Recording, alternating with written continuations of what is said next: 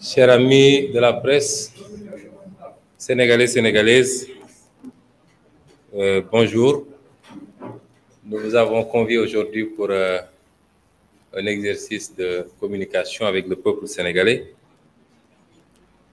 d'ici et d'ailleurs, et avec la communauté internationale, sur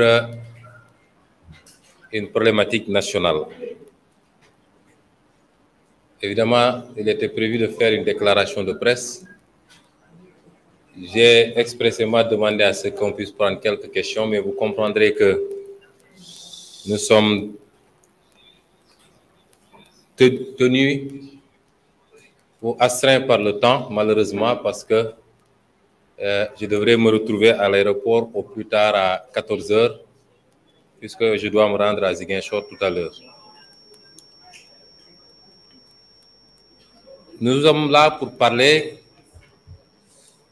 d'une affaire qui défraie la chronique depuis quasiment 2 ans maintenant dans ce pays. Une vraie fausse affaire judiciaire, une affaire strictement politique, instrumentalisée par le pouvoir de Macky Sall dans le dessein exclusif d'écarter un candidat qui de loin semble être l'un des mieux placés pour remporter la prochaine élection présidentielle au Sénégal. De quoi est-il question? Vous rappelez qu'il y a 2 ans, presque mois pour mois, puisque l'affaire avait éclaté le 3 février 2021, nous sommes presque à cette même date pour l'année 2023, où une personne avait déposé une plainte contre ma personne pour un prétendu viol et menace de mort. J'avais très tôt dit à tout le monde qu'il s'agissait d'un grossier mensonge, d'un complot, et j'avais immédiatement cité un certain nombre de personnes impliquées dans le complot. Vous conviendrez tous que l'évolution de ce dossier a fini par convaincre tous les Sénégalais, et même la communauté internationale qu'on est en face d'une mascarade, et j'y reviendrai. Mais le président Macky Sall et son gouvernement n'en ont pas démordu. Parce que ce qu'il faudrait comprendre, c'est que plus que tout autre, c'est avec ce dossier-là que le président Macky Sall est en train de jouer son avenir politique. Je veux bien que les gens le comprennent, au niveau national comme au niveau international. L'avenir politique de Macky Sall et de son parti, l'Alliance pour la République, et de sa coalition politique est en train de se jouer avec ce dossier. C'est pourquoi ils n'ont lésiné sur aucun moyen, malgré l'évidence du complot dans ce dossier, malgré l'absence totale de preuves pouvant m'accabler, Macky Sall et son régime se sont agrippés parce qu'ils en font une question de vie ou de mort, au risque même d'embraser le pays. Je voudrais dire qu'on est là dans la poursuite, dans la continuation du scénario d'une dame appelée Dior Diagne, qui se trouve être l'épouse, m'a-t-on dit en tout cas, de M. Antoine Diome, ministre de l'Intérieur de Macky Sall. Pourquoi je dis cela? Parce qu'on a tendance souvent à oublier, il est bon qu'on recontextualise un certain nombre de choses. Dès l'éclatement de cette affaire, Mme Dior Diagne avait fait fuiter un SMS dans lequel elle définissait le plan qui était le leur. Dans ce dossier DSK, il ne faut surtout pas l'arrêter ou l'emprisonner. Le pays et les Sénégalais d'ici et de l'étranger vont manifester. Le pays sera enfermé dans un cycle. Il ne faut surtout pas l'arrêter il faut l'inculper, le convoquer, que les juges lui posent des questions, qu'on programme le procès et qu'on lui arrache un aveu, ne serait-ce que d'une relation sexuelle, ce qui va le discréditer définitivement aux yeux des Sénégalais. Ce message, vous l'avez tous lu et vous l'avez vu. On est exactement dans le déroulement de ce schéma qui n'a rien à voir avec un dossier judiciaire. Nous avions très tôt cité les acteurs du complot. M. Mamour Diallo, et vous avez tous entendu des audios qui l'incriminent. Vous avez entendu des témoignages qui l'incriminent.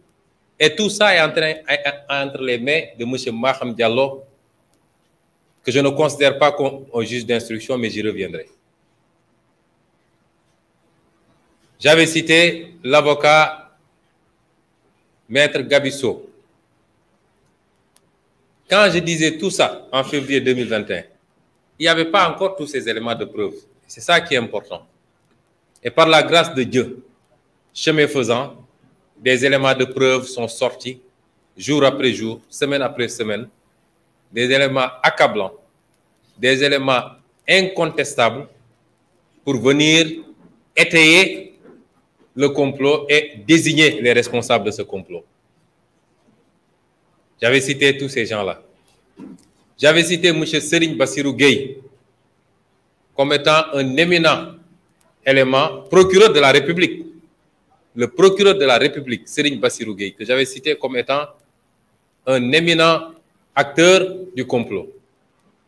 Et l'histoire l'a prouvé parce que le rapport interne de la gendarmerie a prouvé qu'il a traficoté le PV de la gendarmerie pour pouvoir me charger et y enlever des éléments à décharge. J'avais cité beaucoup d'autres éléments et j'y reviendrai. Je voudrais que les Sénégalais ajoutent à cette liste, à partir d'aujourd'hui, M. Omar Maham Diallo. Cet homme n'est pas un magistrat, ce n'est pas un juge, et c'est un danger pour le pays. D'abord, comment il a été choisi? Il a été choisi sur des bases de parenté, sur des bases régionalistes. Il a été choisi par Macky Sall uniquement sur cette base. Et ce n'est pas nouveau dans la manière de Macky Sall de conduire les choses pour venir faire le sale boulot qu'il a fait. Ensuite, pourquoi il a été choisi? Il a été choisi parce que dès l'éclatement de ce dossier, rien ne disait que M. Omar Maham Diallo hériterait de ce dossier. Il était un juge à Ziguinchor. Il était un juge à Ziguinchor. Vous savez, quand Dieu veut faire les choses, il les fait bien. Parce que rien ne pouvait faire penser que M. Samba Sall, qui était relativement jeune, allait décéder dans le temps qu'on connaît et que peut-être Macky Sall, après avoir cherché pendant 8 mois l'homme qu'il lui fallait pour exécuter la sale besogne, allait chercher Omar Maham Diallo à Ziguinchor. Et c'est parce qu'il ne s'y attendait pas qu'il avait publié sur sa page Facebook un texte à charge contre ma personne. Un texte qui a été écrit par un militant de la paire qui vit, je crois, en France, qui passe tout son temps à dire du mal de moi et qui se trouverait être son beau-frère. Et un juge astreint à un certain nombre d'obligations, particulièrement dans un dossier en cours en justice, ce juge-là s'est permis de publier sur sa page Facebook un texte à charge qui me condamnait et qui m'envoyait même directement en prison. Pensez-vous qu'il soit normal 8 mois plus tard qu'on aille chercher ce même juge pour lui confier ce dossier? Et c'est pourquoi on ne pouvait rien attendre d'autre de Omar Maham Diallo. Le jour où je suis entré dans son bureau pour la première fois et que je vois que le bureau était totalement humidifié d'eau bénite ou d'eau maudite, je ne sais pas, en tout cas de safara. Et quand je me suis mis en face d'un juge qui est allé se faire mettre des sparadraps et je ne sais quoi à la main parce qu'on lui avait dit qu'il ne faut pas serrer la main à Sonko et je n'étais pas venu pour lui serrer la main. D'ailleurs, j'ai compris que ce monsieur était venu en mission commandée, qu'il ferait semblant d'instruire un dossier, mais que son ordonnance était déjà prise depuis très longtemps et peut-être même écrite ailleurs. Je l'ai compris et je l'ai dit immédiatement à mes avocats en disant que c'est une mascarade, mais ce monsieur a déjà pris son ordonnance. Il a pris son ordonnance pour continuer un projet que Macky Sall, son ministère de la Justice et son ministère de l'Intérieur sont en train d'appliquer depuis février 2021. Bien avant ça, vous avez tous vu qu'ils ont commencé, sous prétexte de faire des travaux au tribunal, à mettre des barrières électriques autour de tout le tribunal pour préparer un procès, alors que le juge d'instruction était en train d'instruire. Vous ne mettez pas des barrières électrifiées à Rebeuss ou je ne sais où, vous en mettez au tribunal parce que vous pensez qu'il vous faut forcer un procès et que ce serait un procès à risque. L'attitude de ce juge est déplorable et n'honore pas la magistrature. Ce juge a voulu passer sous silence tous les éléments à décharge dans ce dossier, alors qu'il n'y a pas un seul élément à charge. On n'a jamais vu un dossier de ce genre dans l'histoire judiciaire du monde, je dis. Un dossier qui se présente comme ça et qu'un juge d'instruction ose renvoyer. Il n'a même pas osé suivre la procédure. C'est par mail qu'il a envoyé aux avocats pour leur dire que je renvoie. C'est extrêmement grave. Comment est-ce qu'un juge peut mettre à l'écart le rapport interne de la gendarmerie? La gendarmerie, c'est un corps d'élite. Et c'est la gendarmerie qui a fait l'enquête préalable, l'enquête préliminaire. Quand le problème s'est posé et qu'il y a eu le cas Capitaine Touré, le général Tine, en bon soldat, a dit la gendarmerie par essence, ce qui le caractérise, c'est l'honneur. Et cette affaire risque d'éclabousser l'honneur de la gendarmerie.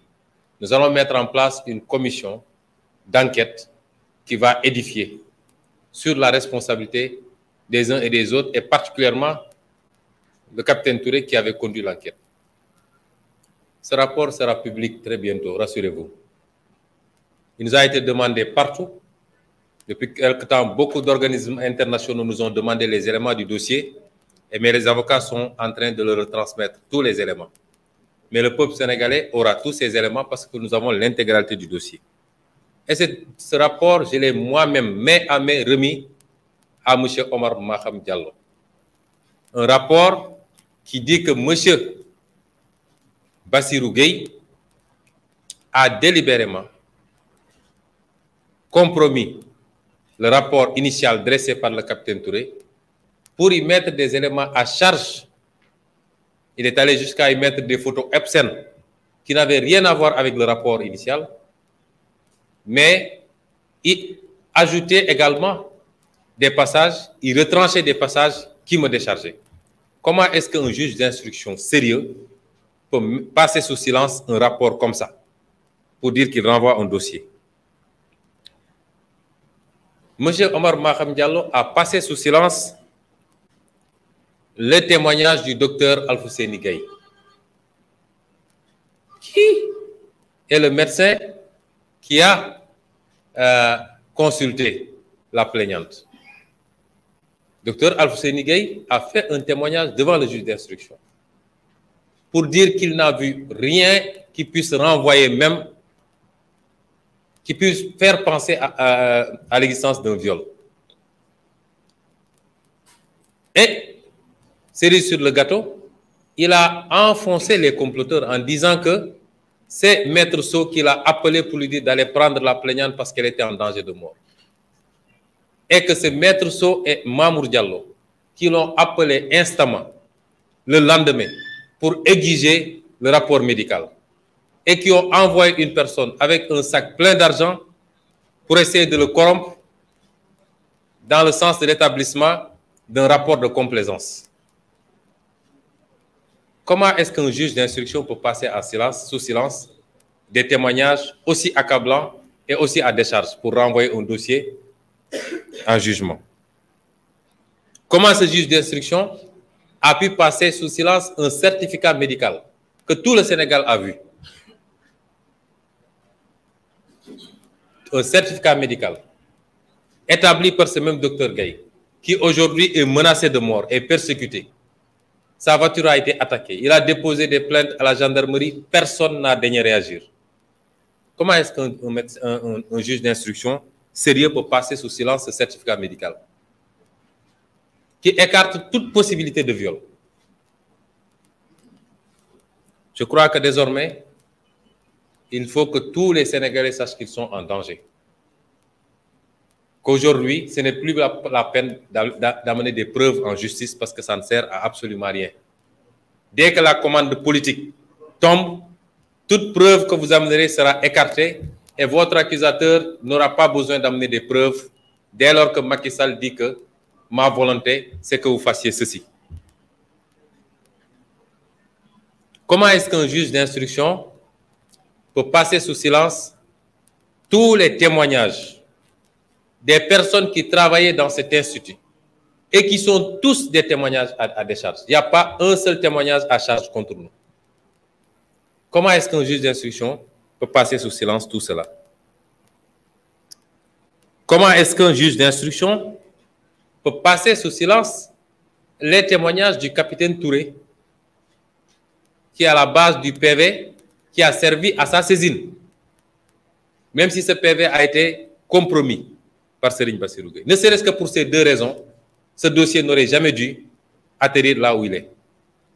C'est-à-dire le PV qui a servi à saisir le juge d'instruction est un faux.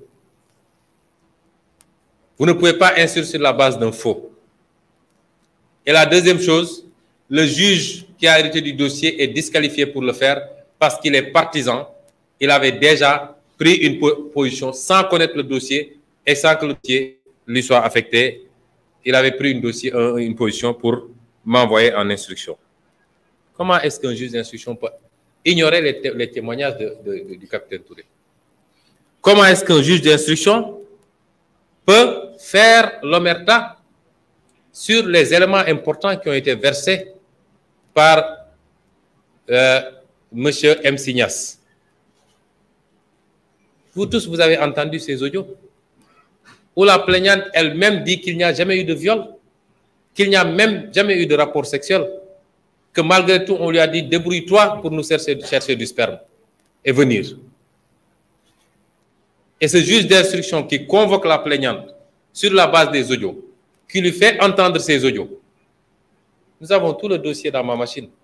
La plaignante lui confirme que c'est moi qui ai bien dit ça, mais je m'amusais. Vous avez entendu? Qui confirme les audios de M. Signas, dans lesquels elle-même reconnaissait qu'il n'y a jamais eu le motif qu'elle me collait. Comment est-ce qu'un juge d'instruction peut ignorer tout ça? Tout ça pour revenir renvoyer un dossier. Comment est-ce qu'un juge d'instruction qui a des réquisitions téléphoniques, lesquelles réquisitions téléphoniques montrent les trafics qu'il y a eu, les appels qu'il y a eu entre les différents protagonistes du complot, avant, pendant et après l'événement, aux heures même concernées, entre Mamour Diallo, Maître Gabisso, le convoyeur, le Sidi Ahmed Mbaye, la plaignante. Comment est-ce qu'un juge peut avoir tous ces éléments-là et renvoyer ce dossier en procès? Il n'a même pas instruit. Tous les éléments seront rendus publics. Quand vous lirez l'audition de Mamour Diallo, c'est ridicule. Vous convoquez une personne qui a été citée dans un dossier avec des audios, avec des réquisitions téléphoniques. Vous laissez la personne dire ce qu'elle veut. Elle dit non, je n'ai rien à dire. Mais s'il y a une plainte contre moi, là, je viens de répondre, mais mes avocats m'ont dit de ne pas répondre. Vous la faites signer et elle part. Ça, c'est de l'instruction. Ça, c'est de l'instruction. Même pas des questions de relance sur les différents éléments qui chargeaient cette personne par rapport à sa participation dans un complot. Cet homme, Omar Maham Diallo, est un politicien. Je le considère désormais, et tous les gens qui sont avec moi, comme étant simplement un adversaire politique qui a exécuté une commande politique, et il faudra qu'il en assume toutes les conséquences. Il faut qu'il assume sa responsabilité par rapport à tout ce qui pourrait se passer. Et il faut qu'ils comprennent qu'ils rendront compte tôt ou tard. Parce qu'il faut que les magistrats de ce pays comprennent qu'ils n'ont pas un blanc-seing pour faire ce qu'ils veulent. Ils doivent appliquer la loi et exclusivement la loi. Notre parti politique, PASTEF, l'opposition de manière générale, souffre beaucoup du comportement des magistrats de ce pays. Aujourd'hui, notre adversaire, ce n'est plus Macky Sall. C'est des magistrats. Je ne dis pas tous les magistrats. Parce que nous n'avons pas eu affaire à tous les magistrats pour pouvoir apprécier. Et je demeure convaincu qu'il y en a qui font correctement leur travail. Mais les statistiques montrent que tous les magistrats auxquels on a eu affaire jusqu'à présent sont des magistrats qui ont exécuté des ordres qui sont dans la persécution. Avant-hier et hier, j'étais au camp pénal, j'étais au pavillon spécial et hier, j'étais à Rebeuss pour voir tous nos détenus politiques. Mais ce qui se passe dans ce pays est innommable. Vous prenez les gens, vous les envoyez en prison pendant 7 mois. Vous ne les entendez pas dans le fond. Vous ne leur posez aucune question. Vous chargez un dossier. À l'enquête, maintenant, ce qu'on dit aux gens, pourquoi vous êtes de PASTEF? Pourquoi vous êtes allé en Casamance? Ou pourquoi vous êtes de telle ethnie? C'est les questions qu'on pose aux gens dans l'enquête. Des gens qui sont de Dakar, de Saint-Louis, de Diourbel, on leur dit pourquoi tu es allé en Casamance à 2 reprises. Comme si c'était un crime d'aller en Casamance aujourd'hui. Voilà à quoi une partie de notre justice est réduite aujourd'hui. Et je dis que le principal adversaire aujourd'hui de PASTEF, de notre combat politique et de l'opposition, ce n'est pas Macky Sall. Parce que Macky Sall sait que politiquement, nous sommes beaucoup plus puissants que lui dans ce pays. C'est la justice qu'il instrumentalise pour s'attaquer à nous. Ce juge a refusé, après avoir fait tous ces dénis, notre demande, la demande de nos avocats, pour que les avocats impliqués dans ce complot soient entendus. Mais un avocat, c'est un citoyen sénégalais. On nous parle d'immunité. Mais moi, en tant que député, l'immunité d'un député n'est pas moins forte que l'immunité d'un avocat. C'est en 72 heures qu'ils sont débrouillés pour lever mon immunité. C'est unique dans l'histoire mondiale. 72 heures entre la requête du parquet, l'instruction du parquet général et la levée de l'immunité parlementaire à l'Assemblée, il leur a fallu juste 72 heures, avec un tas de violations de mes droits. Pourquoi un avocat qui complote avec des preuves évidentes, pourquoi cet avocat-là ne serait pas entendu? C'est quoi cette histoire de corporatisme? Le corps judiciaire, de manière générale, est-il mieux protégé que tous les autres corps? Est-ce qu'un député qui a été élu par le peuple sénégalais a une immunité moins honorable et moins protégée qu'un avocat?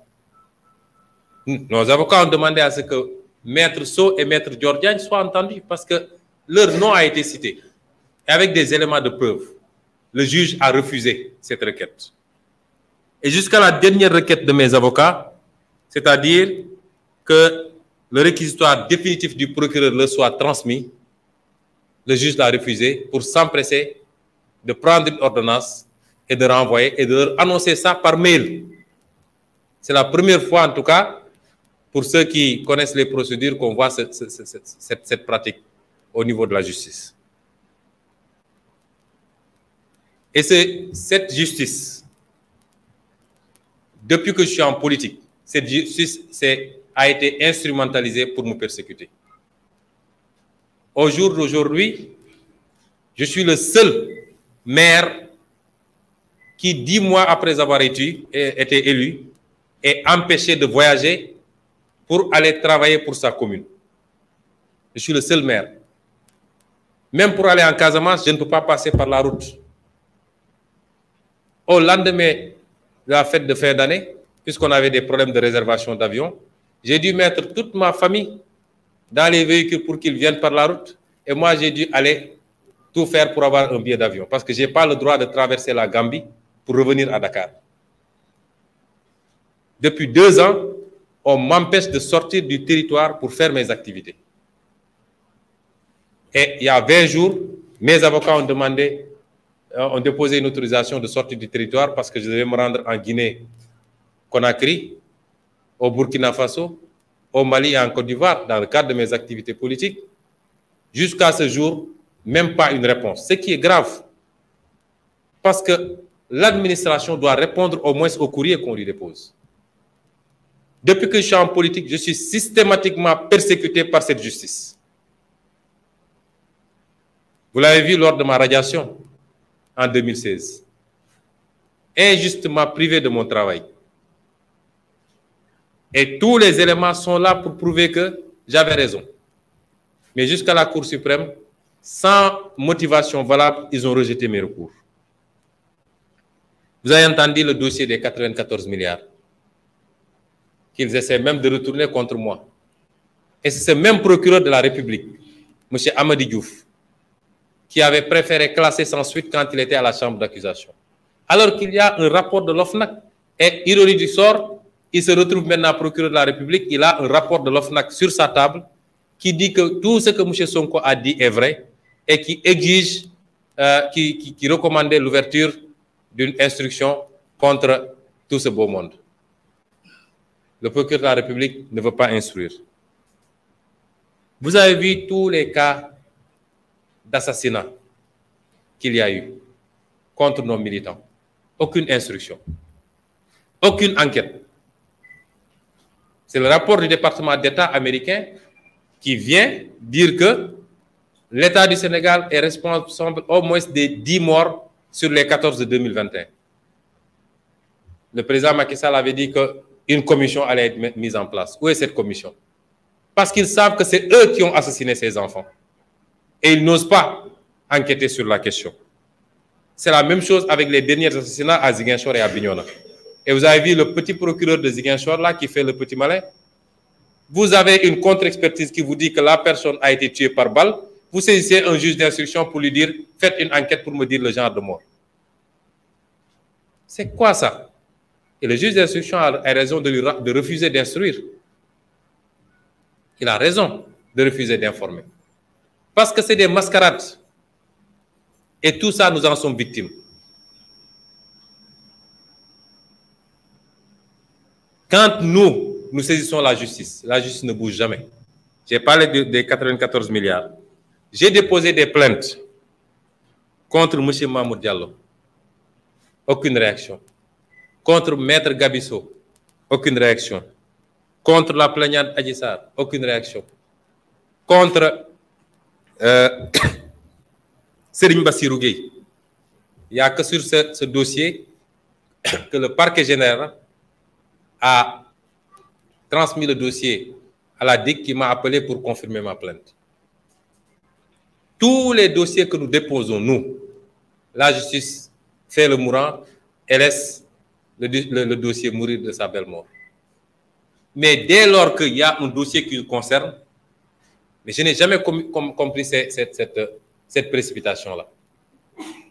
Par exemple, ce faux dossier de diffamation d'un homme que je ne veux même pas nommer, mais si vous voyez la diligence avec laquelle le parquet s'est emparé du dossier, ils n'ont même pas osé dire à la personne de faire une citation directe. C'est une citation du parquet. Et il y a 3 jours, c'est à 6 h du matin que les policiers de la DIC se sont présentés chez moi pour prétendument nous donner une convocation, bien après délai d'ailleurs. Bien après délai. Mais nous, quand on dépose une plainte, la justice n'instruit jamais. Ou alors préfère classer sans suite.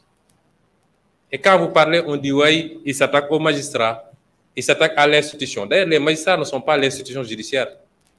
Il faut faire la part des choses. C'est un corps.